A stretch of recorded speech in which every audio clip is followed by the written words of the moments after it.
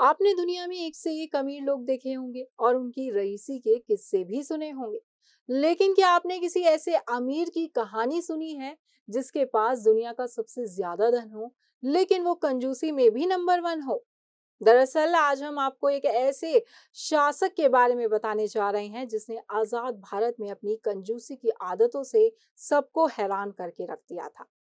हम बात कर रहे हैं हैदराबाद के शासक निजाम की। जब 1947 में देश आजाद हुआ, उस समय निजाम को धरती पर सबसे अमीर शख्स माना जाता था।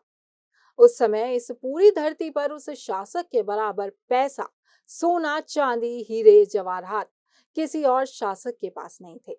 लेकिन कंजूसी भरी उसकी जिंदगी देखकर लोग दंग रह जाते थे।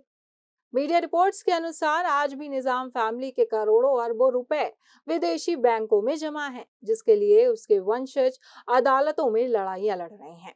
लेकिन तब कंजूसी में नंबर वन ये शासक एक एक पैसे बचाने के लिए नए नए तरकीबें अपनाता रहता था।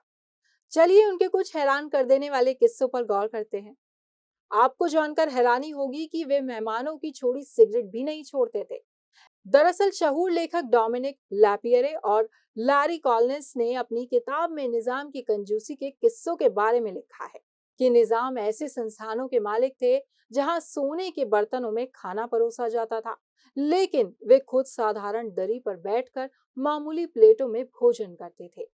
अगर उनके घर में आया मेहमान सिगरेट पीकर छोड़ जाए तो वो उसका बचा हिस्सा भी पी जाते थे। 35 सालों तक पहनते रहे एक ही टोपी।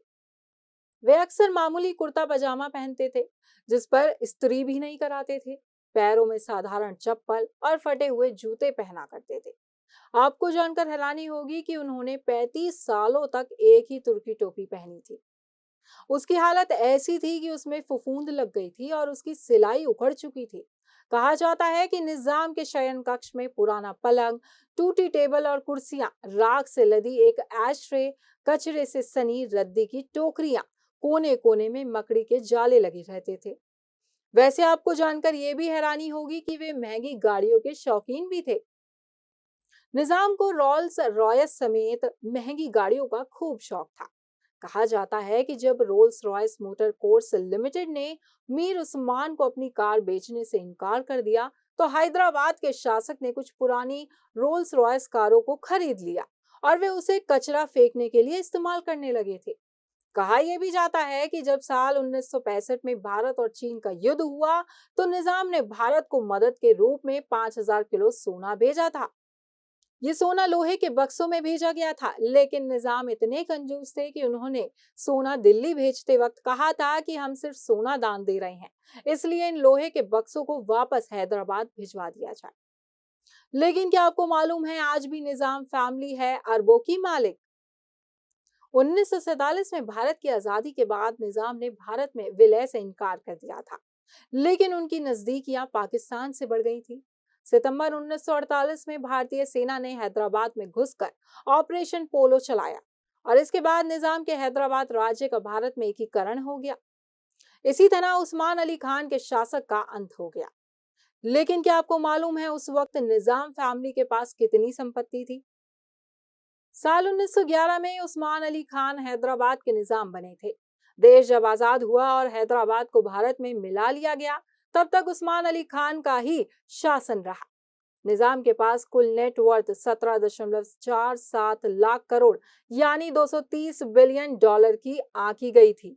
निजाम की कुल संपत्ति उस समय अमेरिका की कुल जीडीपी की 2% के बराबर बैठती थी। निजाम के पास अपनी करेंसी थी, सिक्का ढालने के लिए अपना टकसाल था। 100 मिलियन पाउंड का सोना, 400 मिलियन पाउंड के जवाहरात थे। निजाम की आमदनी का सबसे बड़ा जरिया था गोलकोंडा माइंस, जो उस समय दुनिया में हीरा सप्लाई का एकमात्र जरिया था। निजाम के पास जैकब डायमंड था, जो उस समय दुनिया के 7 सबसे महंगे हीरो में गिना जाता था, जिसका इस्तेमाल निजाम पेपर वेट के तौर पर करते थे।